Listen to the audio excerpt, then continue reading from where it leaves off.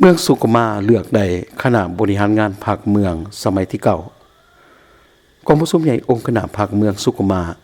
ครั้งที่เก่าเปิดขึ้นในวันที่13 ถึงวันที่14 เดือนมีนาคมปี2025อยู่ที่สโมสรเมืองโดยการให้เกียรติเขาควมเป็นประธานของสหายอรุณไซสุรลาศกรรมการศูนย์กลางภาคเลขาคณะบริหารงานภาคแขวงเจ้าแขวงจำปาสักสายผลิตวรรณรัศมี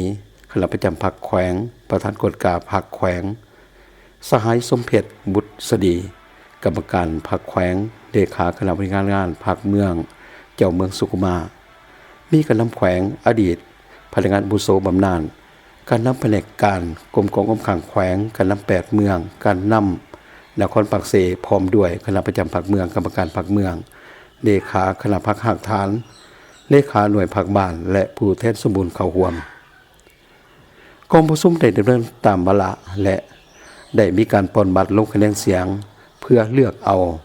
คณะบริหารงานภาคเมืองสุดใหม่ซึ่งมีผู้สมัคร32สหายเลือกเอา27สหายผ่านจากการปนบัตรเลือกตั้งและผลของกองประชุมครั้งปฐมฤกษ์ของคณะบริหารงานภาคเมืองสุขุมาสมัยที่เก่าได้เลือกตั้งเอาคณะบริหารงานภาคเมืองจำนวน27สหายยิ่ง2สหายกองประชุมครั้งปฐมฤกษ์ได้เลือกตั้งคณะประจำภาคเมืองและประชามติเป็นเอกสารอย่างสมบูรณ์รับห้องเอาเลขาห้องเลขาคณะบริหารงานภาคเมืองและเลือกตั้งเอาประธานห้องประธานคณะกวดกาภาคเมืองกองประชุมได้ประชามติเป็นเอกสารรับห้องเอาเลขาห้องเลขาคณะบริหารงานภาคเมืองคือ1สหายวิทยาเอกคำไต่แก้วประเสริฐเป็นเลขาคณะบริหารงานภาคเมือง2สหายสนั่นศรีดาวงศ์เป็นห้องเลขาคณะบริหารงานภาคเมือง3สหายดร.คำไพไสสงครามเป็นห้องเลขาคณะบริหารงานภาคเมือง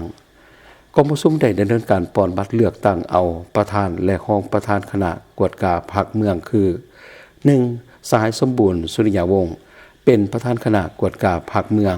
2สหายคำเพชรดวงสาเป็นห้องประธานคณะกวดกาภาคเมือง3สหายบุญจันทร์จอมมณีเป็นห้องประธานคณะกวดกาภาคเมือง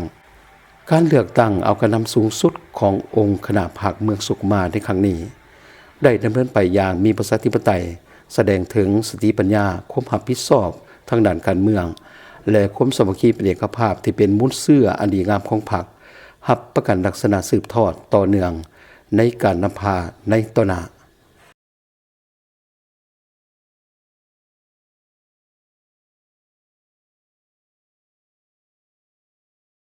กดแชร์และกด Subscribe เพื่อติดตามข่าวต่อไปที่นี่จำปาไมนิวส์